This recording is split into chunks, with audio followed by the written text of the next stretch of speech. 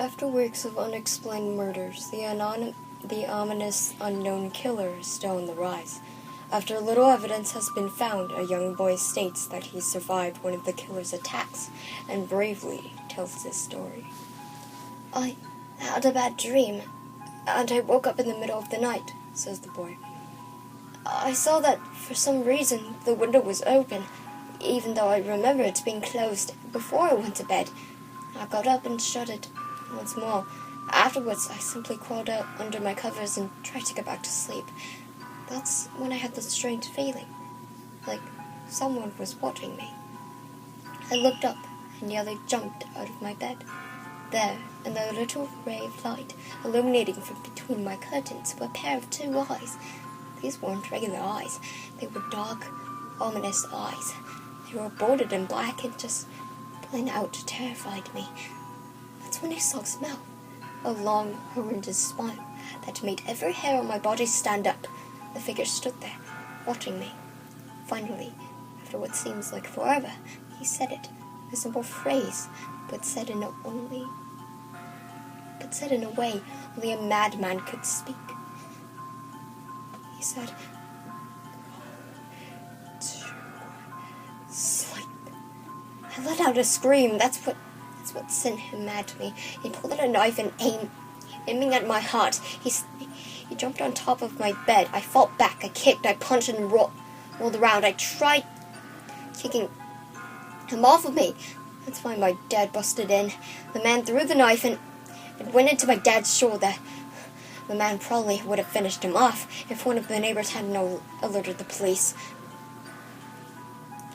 They drove into the parking lot and ran towards the door. The man turned and ran down the hallway. I heard a smash like glass breaking. As I came out of my room, I saw that the window was pointing directly back. My house was broken. I looked out to see him vanish into the distance. I can only tell you one thing. I will never forget that face. Those cold, evil eyes. That psychotic smile. They will never leave my head. Police are still on the look for this man. If you see anyone that fits the description in this story, please contact your local police department. Jeff and his family has moved into a new neighborhood. His dad had gotten a promotion at work, and they thought it would be best to live in one of those fancy neighborhoods. Jeff and his brother Lou couldn't complain, though.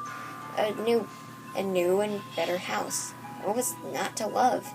As they were getting unpacked, one of their neighbors came by. "Hello," she said. "I'm Barbara. I live across the street from you. Well, I just wanted to introduce myself and introduce my son." She turns around and calls her son over. "Billy, these are our new neighbors." Billy said hi and ran back to play in his yard. "Well," said Jeff's mom, "I'm Margaret, and this is my husband Peter, and my two sons, Jeff and Lou." They each introduced themselves, and then Barbara invited them to her son's birthday. Jeff and his brother were about to object when their mother said that they would love to. When Jeff and his family are done packing, Jeff went up to his room. Jeff went up to his mom. "Mom, why would you invite us to some kid's party? If you haven't noticed, I'm not just some dumb kid." "Jeff," said his mother, "we just moved here. We should know that we need to spend time with our neighbors. Now, we're going to that party, and that's final." Jeff started to talk, but stopped himself, knowing that he couldn't do anything. Whenever his mom said something, it was final. He walked up to his room and plopped down on his bed. He sat there, looking at his ceiling, when suddenly he got a strange feeling. Not so much pain, but a weird feeling. He dismissed it as just some random feeling. He heard his mother call him down to get his stuff, and he walked down to get it. The next day, Jeff walked downstairs to get breakfast and got ready for school. As he sat there, eating his breakfast, he once again got that feeling. This time it was stronger. It gave him a slight tugging pain, but he once again dismissed it. As he and Lou finished breakfast, They walked down to the bus stop. They sat there, waiting for the bus. Then all of a sudden, some kid on a skateboard jumped over them, only inches above their laps. They both jumped back in surprise. "Hey! What the heck?" The kid landed and turned back to them. He kicked his skateboard up and caught it with his hands. The kid seemed to be about 12, 1 year younger than Jeff, wears an Aeropostale shirt and ripped blue jeans. "Well, well, well, it seems like we got some new meat." Suddenly, 2 other kids appeared. One was super skinny and the other was huge. "Well, since you're new here, I'd like to introduce myself." "Ourselves." "Over there is Keith." Jeff and Lou looked over to the skinny boy. He had a dopey face that you would expect a sidekick to have. "And he's Troy." They looked over to the fat kid. Talk about a tub of lard. This kid looked like he hadn't exercised since he was crawling. "And I," said the first kid, "I'm Randy. Now, for all the kids in this neighborhood, there's a small price for the bus fare, if you catch my drift." Lou stood up, ready to punch the daylights out of the kid's eyes, when one of his friends pulled a knife on him.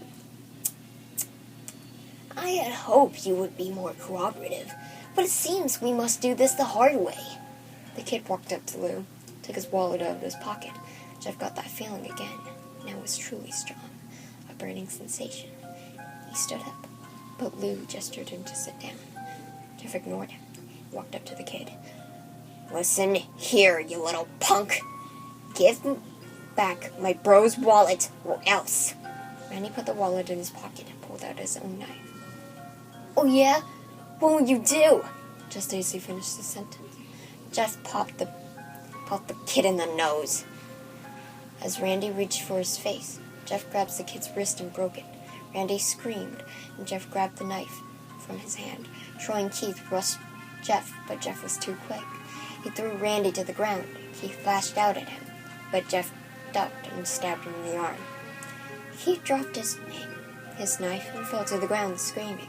Troy rushed him at him too, but Jeff didn't even need the knife. He just punched Troy straight in the stomach and Troy was dead. As he fell, he puked all over. Lou could do nothing but look in amazement at Jeff. "Jeff, how'd you..." That was all he said.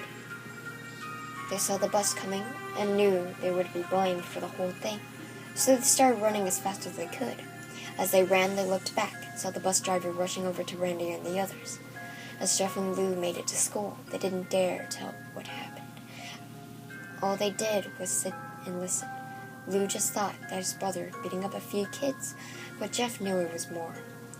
It was something scary. As he got that feeling, he felt how powerful it was, the urge to just hurt someone. He didn't like how it sounded. He couldn't even help feeling happy. He felt that strange feeling to go away, stay away for the entire day of school. Even as he walked home due to the whole thing near the bus stop, and how now he probably wouldn't be taking the bus anymore. He felt happy. When he got home, his parents asked him how his day was, and he said, in somewhat ominous voice, "It was a wonderful day." Next morning, he heard a knock at the front door. He walked down to find 2 police officers at the door, his mother looking back at him with an angry face. "Jeff, these officers told me that you attacked 3 kids. That wasn't a regular fight, and that they were stabbed. Stabbed, son!" Jeff's gaze fell to the floor, showing his mother that it was true. "Mom, they were the ones who pulled the knife on me and Lou." "Son," said one of the cops, "we found 3 kids, 2 stabbed, 1 having bruises on the stomach, and we have witnesses proving that you fled the scene. Now what does that tell us?" Jeff knew it was no use. He could say him and Lou would have been attacked, but then there was no proof of it was not them who attacked first. They couldn't say that they were fleeing. because, truth be told, they were. So Jeff couldn't defend himself or Lou. Son, calm down your brother. Jeff couldn't do it, since it was him who beat up all the kids. Sir, it was me. I was the one who beat up the kids. Lou tried to hold me back, but he couldn't stop me. The cop looked at his partner, and they both nodded. Well, kid, looks like a year in juvie. Wait! Says Lou.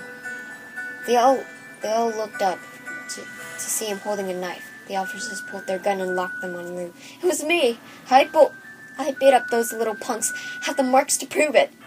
He lifted up his sleeve to reveal cuts and bruises, as if he was in a struggle.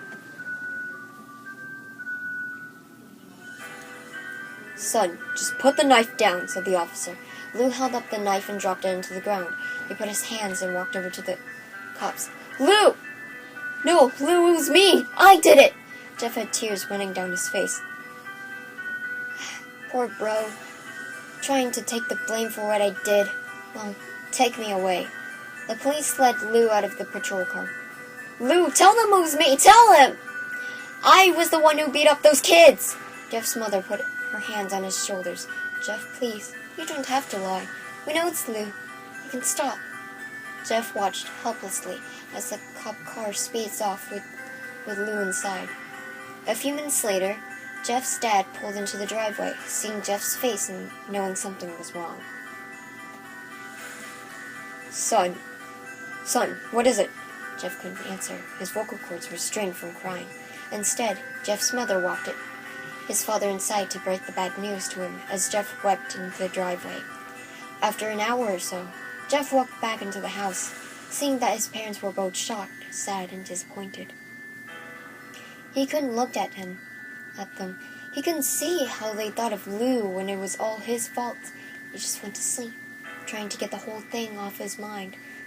2 days went by with no words from Lou or Judici. No friends to hang out with, nothing but sadness and guilt. That is until Saturday, when Jeff is woken up by his mother with a happy and sunshiny day face. Jeff, it's the day, she said. As he opened up the curtains, a light flooded into his room. What's today? Asked Jeff as he stirs awake. Why, it's Billy's party. He was now fully awake. Mom, you're joking, right? You don't expect me to go to some kid's party after... There was a long pause. Jeff, we both know what happened, and I think this party could be the thing that brightens up the past days. Now, get dressed. Jeff's mother walked out of the room and downstairs to get herself ready. He fought himself to get up. He picked out a random shirt and a pair of jeans and walked out downstairs.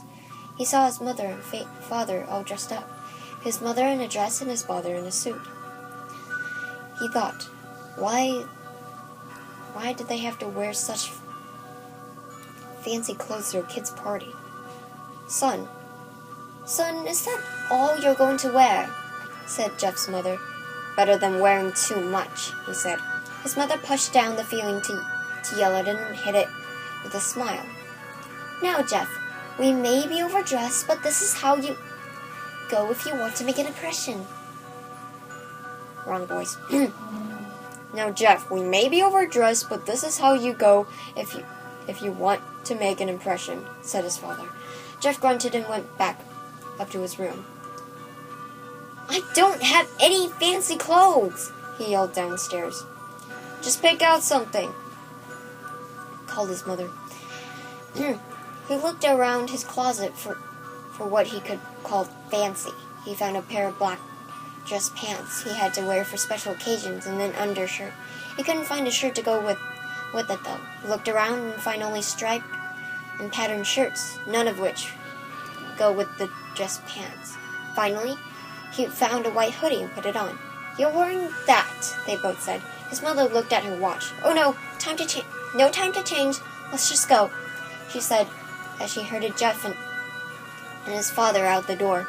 They crossed the street and over to Barbara and Billy's house. They knocked on the door and at it appeared that Barbara, just like his parents, were way overdressed. As they walked inside, all Jeff could see were adults, no kids. The kids are out in the yard. Jeff, how would you go and meet some? Said Barbara. Jeff walked outside to a yard full of kids. They were running around in weird cowboy costumes and shooting each other with plastic guns. He might as well be standing in a Toys R Us. Suddenly, a kid came up to him and handed him a toy gun and a hat. Hey, wanna play? He said. No, kid. I'm way too old for this stuff. The kid looked at him with that weird puppy dog face. Please, said the kid. Fine, said Jeff. He put on the hat and started to pretend shooting at the kids. At first, he thought it was totally ridiculous, but then he started to actually have fun. It might not have been super cool.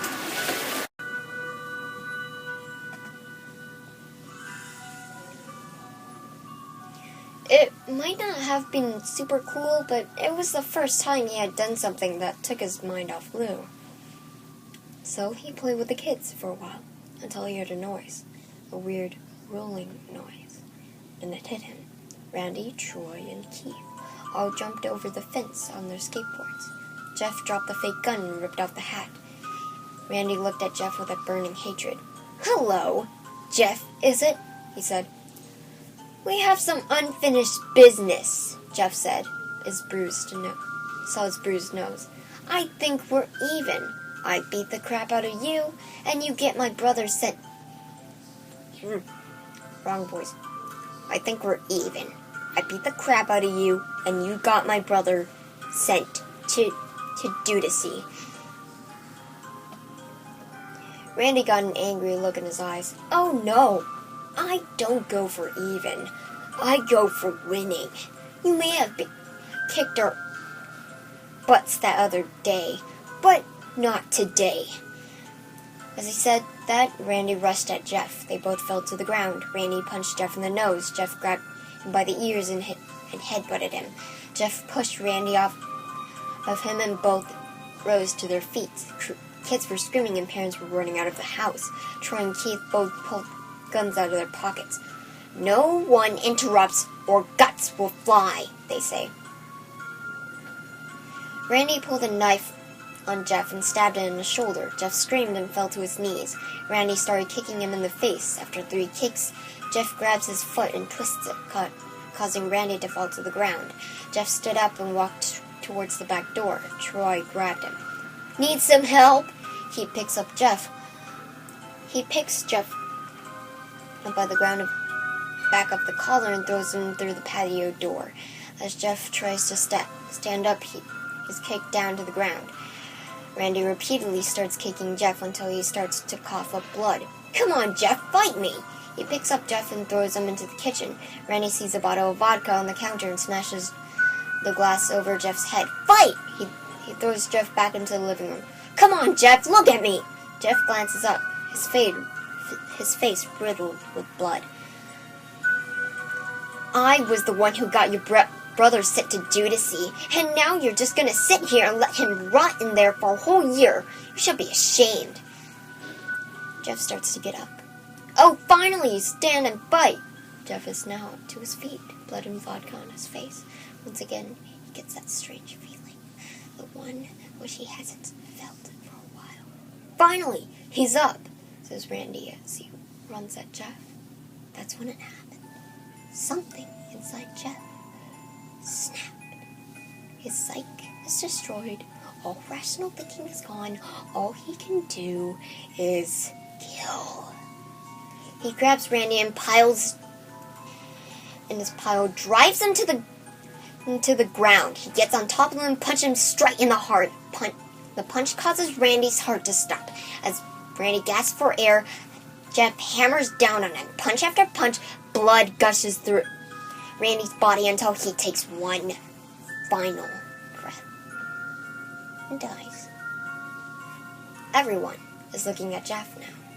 The parents, the crying kids, even Troy and Keith, although they easily break from their gaze and point their guns at Jeff. Jeff sees the gun trained on him, runs from the stairs. As he runs, Troy and Keith let out fire on him, each shot missing. Jeff runs upstairs. He hears Troy and Keith follow up behind. As they let out their final rounds of bullets, Jeff ducks into the bathroom. He grabs a towel rack and rips it off the wall. Troy and Keith races in, knives ready. Troy swings his knife at Jeff, who backs away and bangs the towel rack into Troy's face. Troy goes down hard, and now all that's left is Keith. He's more agile than Troy, though, and ducks when Jeff swings the towel rack. He drops the knife and grabs Jeff by the neck. He pushed him into the wall. A thing of bleach fell down on top of him from the top shelf. It burnt both of them, and they both started to scream. Jeff wiped his eyes as best as he could. He pulled down the towel rack and swung it around Keith's head. As he lay there, bleeding to death, he let out an ominous smile. "What's so funny?" he asked Jeff. Keith pulled out a lighter and switched it on. "What's funny?" he said. It's that you're covered in bleach and alcohol." Jeff's eyes widened as Keith threw the lighter at him. As soon as the flame made contact with him, the flames ignited the alcohol in the vodka. While the alcohol burned him, the bleach bleached his skin. Jeff let a terrible screech as he caught on fire. He tried to roll out of the fire, but it was no use. The alcohol had already made him into a walking inferno. He ran down the hall, fell down the stairs. Everyone started screaming as they saw Jeff, now a man on fire, dropped to the ground and nearly dead. The last thing Jeff saw was his mother and other parents trying to extinguish the flame. That's when he passed out. When Jeff woke, he had a cast wrapped around his face. He couldn't see anything, but he felt a cast on his shoulder and stitches all over his body. He tried to stand up, but he realized there was some kind of tube in his arm. When he tried to get up, it fell out. A nurse rushed in. "I don't think you can get out of bed yet," she said as she put him back into the bed and reinserted the tube. Jeff sat there with no vision, no idea what his surroundings were. Finally, after hours, he heard his mother. "Honey, are you okay?" Yes. Jeff couldn't answer, though. His face was covered. He was unable to speak. "Oh, honey, I have great news. After all the witnesses told the police that Randy confessed of trying to attack you, they decided to let Lou go." This made Jeff almost bolt up, stopping halfway, remembering the tube coming out of his arm. "He'll be out by tomorrow. Then you two will be able to be together again." Jeff's mother hugs Jeff and says her goodbyes. The next couple of weeks were those where Jeff was visited by his family. Then came the day where his bandages were to be removed. His family were all to see what he would look like. As the doctors unwrapped the bandages from Jeff's face, everyone was on the edge of their seats. They waited until the last bandage cut, holding the cover his face was almost removed. "Let's hope for the best," said the doctor. He quickly pulls the cloth, letting the rest fall from Jeff's face. Jeff's mother screams at the sight of his face. Lou and Jeff's dad stare awestruck at his face. What happened to my face?" Jeff said. He rushed out of the bed and ran to the bathroom. He looked in the mirror and saw the cause of distress. His face. It's horrible. His lips were burnt to the deep shade of red. His face was turned into a pure white color. His hair singed with the brown to black. He slowly put his hand to his face. With a sort of leathery feel to it now. He looked back at his family, then back at the mirror. "Jeff," said, "it's not that bad." "Not that bad?" Jeff said. "It's perfect!" His family was equally surprised. Jeff started to laugh uncontrollably. His parents noticed that his left eye and hand were twitching. "Jeff, are you okay?" "Okay? I've never felt more happy. Look at me. This face goes perfectly with me." He couldn't stop laughing. He stroked his face, feeling it, looking at the mirror. What caused this? Well, You may recall that Jeff was fighting Randy. Something in his mind, his sanity, snapped. Now, he was left as a crazy killing machine. That is, his parents didn't know. "Doctor," said Jeff's mom, "my son. All right. Is he all right? Do you know? In his head?" "Oh yes, this behavior is typical for patients that have taken large amounts of painkillers. It is. If his behavior doesn't change in a few weeks, bring him back here, and we'll give him a psychological test." "Oh, thank you, doctor." Jeff's mother went over to Jeff. "Jeff, sweetie, it's time to go home." Jeff looks away from the mirror, his face still formed into a crazy smile. "Yay, Mommy!" His mother took him by the shoulder, took him to his clothes. "This is what came in." To the lady at the desk, Jeff's mom looked down to see the black dress pants and his white hoodie her son wore. Now they were clean of blood and now stitched together. Jeff's mother led him to his room and made him put his clothes on. Then they left, not knowing that this was their final day of life. Later that night, Jeff's mother woke to a sound coming from the bathroom. It sounded as if someone was crying. She slowly walked over to see what it was. She looked into the bathroom. She saw a horrendous sight. Jeff had taken a knife and carved a smile into his cheeks. "Jeff, what are you doing?" asked his mother. Jeff looked over to his mother. "I couldn't keep smiling, Mommy. It hurt after a while. Now I can smile forever." Jeff's mother noticed his eyes ringed in black. "Jeff, your eyes!" His eyes were seemingly never closing. "I couldn't see my face. I got tired and my eyes started to close. I burned out the eyelid so I could forever see myself. My new face." Jeff's mother slowly started to back away, that her son was going insane. "What's wrong, Mommy?" "Aren't I beautiful?" "Yes, son," she said. "Yes, you are. Let me go get Daddy so he can see your face." She ran into the room and shook Jeff's dad from his sleep. "Honey, get the gun. She stopped as she saw Jeff in the doorway, holding a knife.